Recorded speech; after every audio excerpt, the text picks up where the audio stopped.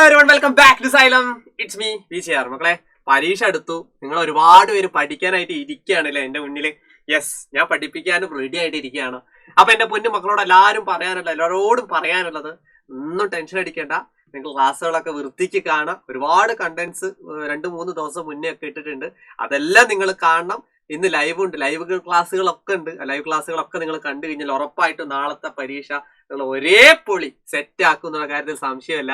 അപ്പൊ ഇന്ന് നമ്മൾ ഏറ്റവും ഇമ്പോർട്ടന്റ് ആയിട്ടുള്ള ക്ലാസ്സുകൾ, ഇമ്പോർട്ടന്റ് ആയിട്ടുള്ള ക്വസ്റ്റ്യൻസ് ആണ് ഡിസ്കസ് ചെയ്യുന്നത്. അപ്പൊ ഉറപ്പായിട്ടും ചോദിക്കുന്ന ചാൻസ് ഉള്ള, അതായത് ചോദിക്കുന്ന ഉറപ്പുള്ള ക്വസ്റ്റ്യൻസ് ആണ് ഇട്ടത്. അപ്പൊ ആദ്യം തന്നെ ലൈക്ക് ചെയ്തേ. അതോടൊപ്പം തന്നെ ക്ലാസ് ഇഷ്ടപ്പെട്ടാൽ ഉറപ്പായിട്ട് കമന്റ് സെക്ഷനിൽ കമന്റ് ചെയ്യണം. പിന്നെ ക്ലാസ് എക്സാം ഒക്കെ കഴിഞ്ഞിട്ട് സാറോട് നേരിട്ട് തന്നെ എന്ത് ചെയ്യണം, ഇതാണ് എന്റെ ഇൻസ്റ്റഗ്രാം ID. ഈ ഇൻസ്റ്റഗ്രാം ID-യിലൂടെ നിങ്ങൾ എങ്ങനെ ഉണ്ടായിരുന്നു നാളത്തെ പരീക്ഷ എന്നുള്ളതൊക്കെ എന്ത് ചെയ്യണം, സാറോട് പറയണം കേട്ടോ. ഇതാണ് ID. അപ്പോ wish you all the best. അപ്പൊ നമുക്ക് തുടങ്ങാം അല്ലെ. ഇനി കൂടുതൽ സമയം കളയണ്ട. ഇതാ കണ്ടോ, ഒന്നാമത്തെ ക്വസ്റ്റ്യൻ സിമ്പിൾ ക്വസ്റ്റ്യൻ ആണ്. ഞാൻ പറഞ്ഞുതരാം എന്താന്ന്. പെർസെന്റേജ് എന്ന് പറഞ്ഞ ചാപ്റ്ററിലെ ക്വസ്റ്റ്യൻ ആണ്. ശതമാനം എന്ന് പറഞ്ഞ ചാപ്റ്ററിലെ ക്വസ്റ്റ്യൻ ആണ്. എന്താ ക്വസ്റ്റ്യൻ? ഒരു സഹകരണ ബാങ്കിൽ ഒരു വർഷത്തെ സ്ഥിര നിക്ഷേപത്തിന് 9% പലിശ കിട്ടും. നമ്മളൊക്കെ എന്തിനാ ബാങ്കിൽ കൊണ്ടുപോയിട്ട് പൈസ ഇടുന്നത് അല്ലെ? പൈസ അവിടെ എന്ത് ചെയ്യും, സേഫ് ആയിട്ട് നിൽക്കാനും വേണ്ടിയിട്ടാണ്. ആ 9% പലിശ കിട്ടിക്കഴിഞ്ഞാൽ എക്സ്ട്രാ നമുക്ക് 9% കൂടുതൽ പൈസ കിട്ടുകയും ചെയ്യും അല്ലെ. രണ്ടുണ്ട് ഗുണങ്ങൾ. അപ്പൊ 7500 രൂപ നിക്ഷേപിക്കുകയാണ്. അതായത് ഇഫ് 7500 rupees ആർ ഡെപ്പോസിറ്റഡ്, അവിടെ 7500 രൂപ നിക്ഷേപിച്ചു എന്നാ പറഞ്ഞത്. 9% ഇൻട്രസ്റ്റ് എന്ന് പറഞ്ഞാൽ നിങ്ങൾ അവിടെ നിക്ഷേപിച്ചു കഴിഞ്ഞാൽ 9% ഇൻട്രസ്റ്റ് പലിശ നമ്മളുടെ കയ്യിലേക്ക് കിട്ടും.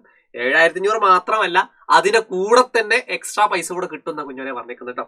അപ്പൊ എത്ര രൂപ എന്ത് ചെയ്യും ഒരു കൊല്ലത്തിന് ശേഷം കിട്ടും എന്ന് വെച്ചാൽ ആഫ്റ്റർ 1 year എന്നാണ് ചോദിച്ചത്. അപ്പൊ ആദ്യം നിങ്ങൾ 7500 7500 എത്ര പെർസെന്റേജ് ആണ് അവിടെ പലിശ ഉള്ളത്? 9%. 9% ഇൻട്രസ്റ്റ് ആ ബാങ്കിൽ നിന്ന് കിട്ടും. അപ്പൊ 9% എത്രയാണെന്ന് നോക്കിയാൽ മതി.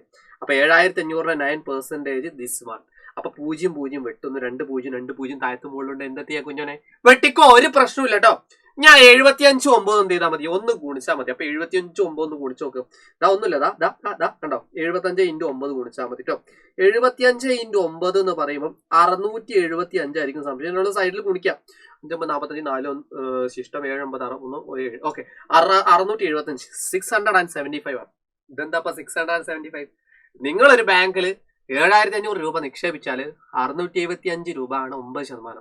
അത്രയും എമൗണ്ട് നിങ്ങളുടെ കയ്യിലേക്ക് എക്സ്ട്രാ കിട്ടും എന്നാ പറയുന്നത്. മനസ്സിലായ? തലയിൽ കയറിയോ? അതാ പരിപാടി. അതായത് 9% പറഞ്ഞാൽ ഈ 675 ആണ്. അപ്പൊ ടോട്ടൽ എത്ര രൂപ കിട്ടും എന്ന് വെച്ചാൽ ഡെപ്പോസിറ്റ് ചെയ്ത് കഴിഞ്ഞാൽ ആഫ്റ്റർ 1 year ാണ് കേട്ടോ. 1 year എത്ര കിട്ടും എന്ന് ചോദിച്ചാൽ 7500 നമ്മൾ ഓൾറെഡി നിക്ഷേപിച്ചിട്ടുണ്ട്. അതിന്റെ കൂടെ ഈ 675 കൂടെ കിട്ടും. ഓക്കെ, 675. അപ്പൊ എത്ര കിട്ടും? 8175. സംശയമുള്ള ഒരു സൈഡിൽ കൂട്ടാണ് കേട്ടോ. 8175 is the answer. ഒരേ പൊളി. അങ്ങനെയാണെങ്കിൽ അടുത്തൊരു ക്വസ്റ്റ്യൻ നിങ്ങൾ സ്വന്തം ചെയ്ത് നോക്കിയേ. ഒരു കച്ചവടക്കാരൻ ഓരോ മാസവും അയാൾക്ക് കിട്ടുന്ന 2% ദുരിതാശ്വാസ നിധിയിലേക്ക് സംഭാവന ചെയ്യും. ഇവരെന്താ പറയുന്നത് അറിയോ? 2% ദുരിതാശ്വാസ നിധിയിലേക്ക് സംഭാവന ചെയ്യും എന്ന് പറഞ്ഞാൽ എത്രയോ ശമ്പളം ഉണ്ട്. എത്രയുള്ളത്? 25000 രൂപ ലാഭം കിട്ടിയ ഒരു മാസം അയാൾ എത്ര രൂപയാണ് സംഭാവന കൊടുത്തത്? ലാഭം കിട്ടിയത് എത്രയാണ്? അതായത് ഇവിടെ English medium businessman donate 2% monthly profit to charity.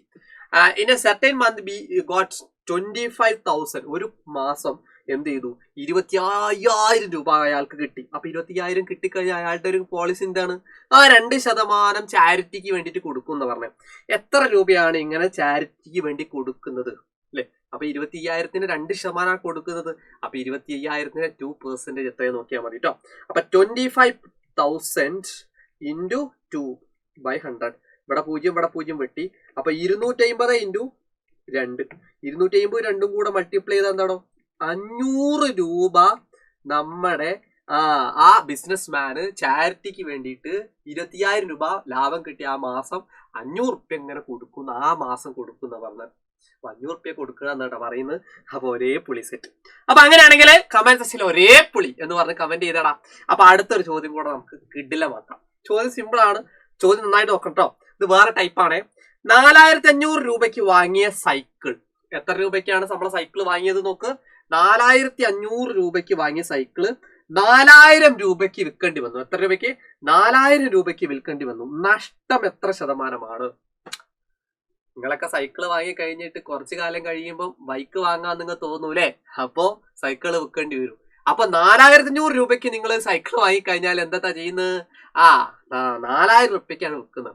എത്രയാണ് നഷ്ടശതമാനം? If a bicycle bought for 4500 rupees had to sold 4000 rupees, what is the loss percentage? Loss percentage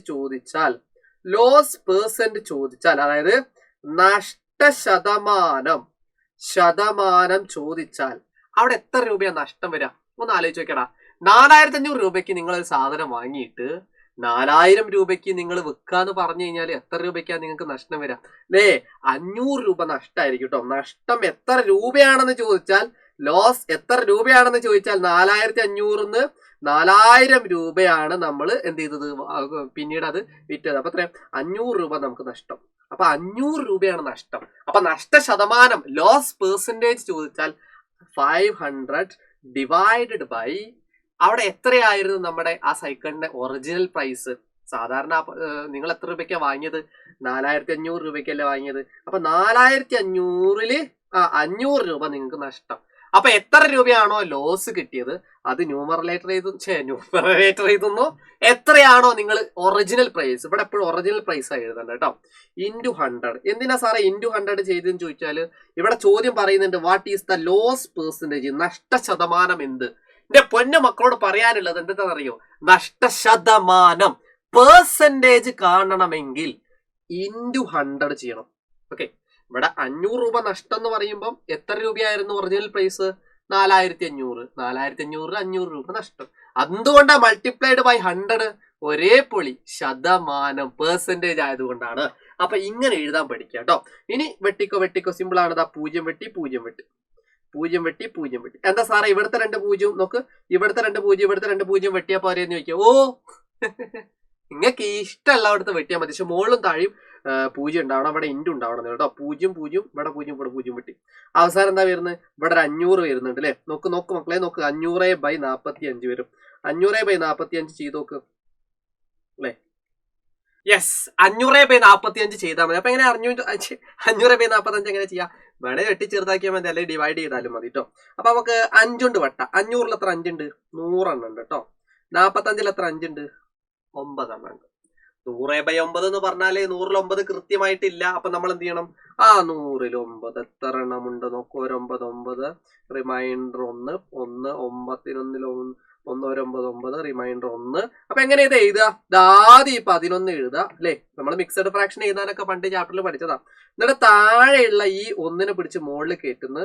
1 ഈ 9 എവിടെ ഇറക്കുന്നു? താഴേക്ക് ഇറക്കുന്നു. അപ്പൊ ദിസ് ഈസ് ദ ആൻസർ.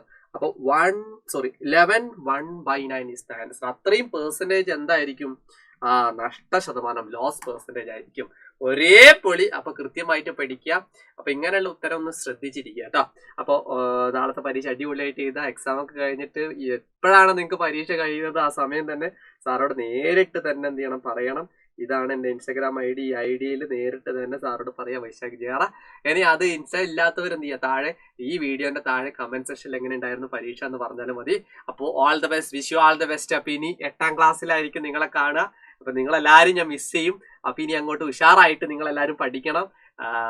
ഇനി അങ്ങോട്ടും നമുക്ക് 8ാം ക്ലാസ്സിലൊക്കെ കാണാൻ വേണ്ടിയിട്ട് നിങ്ങളൊക്കെ കാണാൻ ഉള്ള എല്ലാതും ഉണ്ടാവട്ടെ എന്നുള്ളത് ഒരു ഇതോടുകൂടെ നമ്മൾ നിർത്തണം. മറക്കേണ്ട. പരീക്ഷ കഴിഞ്ഞിട്ട് സാറോട് പറയണം കേട്ടോ.